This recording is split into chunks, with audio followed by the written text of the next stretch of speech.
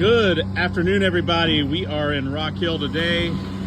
We're at a medical center and had some tree roots that were lifting up these sidewalks, causing some substantial trip hazards. So right now we're tearing the sidewalk out, cut these roots out, and sometime this week, weather permitting, we'll re-pour this. All right, it is the next day. We have the concrete in place. Miguel's got it all screeded out. We're replacing this little portion of the curb as well because it had cracked and was uneven. And we're just waiting for this to set up a little bit so we can start finishing it.